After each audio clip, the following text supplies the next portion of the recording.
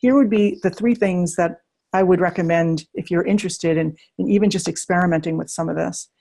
Here are three intentional interventions that you could use, and you can sort of measure for yourself. Wait a second, does this help to improve things in my life? These are these little seeds. None of them are going to feel quite remarkable in and of themselves, but collectively, do they begin to move me in the direction of the right side of that arrow?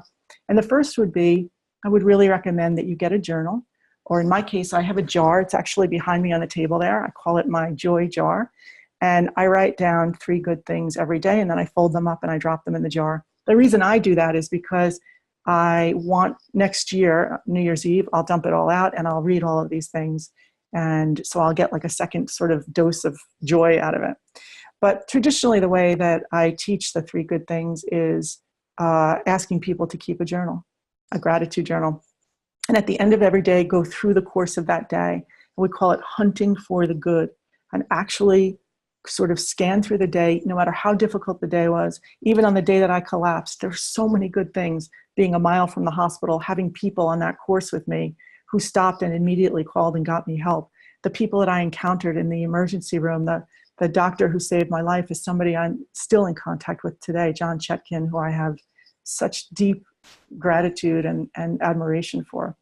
So even on that day, there were good things. So no matter what the day is, the ability to be able to draw on that. Why is that important? Well, not only because of the way that the mind influences the heart and the heart influences the body and all of those things, but also what it happens is it begins to train the mind to start scanning for the good. You know, we have this natural inclination to look for the negative. All of us do. It's the reason that we are still here as human beings. Our ancestors were the people who were the most anxious, the most cautious, maybe is a better word for it, who were kind of anticipating that thing moving out there, you know, in the bush was a saber-toothed tiger or something. Not the ones skipping along, walking out there thinking, it's probably nothing. They were the people who had a healthy sense of caution and you know, and realistic optimism, but not an overuse of optimism. And so we have this negative predisposition in our thinking.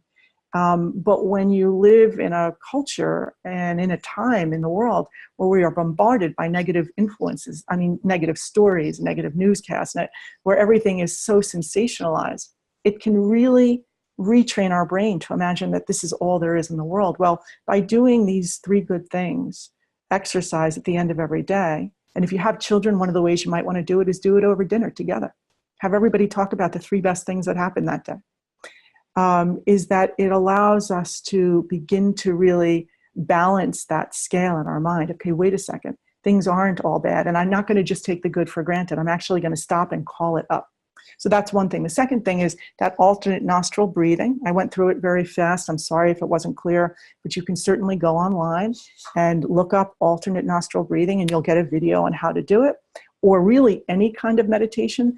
I like this one because we know through some fMRI research how it actually helps to regulate the central nervous system, how it regulates that parasympathetic and sympathetic reaction and helps to bring everything sort of back down to this much calmer baseline. I know that when I do ANS breathing with people, in about 3 minutes or so, they start to notice a significant change in how they feel, that they feel much calmer and like they've hit this baseline that they don't typically find themselves at. So, and then the third piece I would offer is simply what's called a thought disputation, which is when you find something negative or kind of catastrophic, a thought coming in, oh my God, I've had this symptom, this probably means my disease is progressing. Just catch yourself and ask yourself, well, wait a second, what do I know for sure? And that act in and of itself can begin to help take that kind of catastrophic thinking, which we all can easily go to, and begin to reduce it and bring us back to a place of like, okay, wait a second. If I come back to the facts, what do I know for sure? And there's another element to this, which is, I know what the worst case scenario is, but what's the best case scenario, which is an alternate kind of thinking that we rarely ever go to.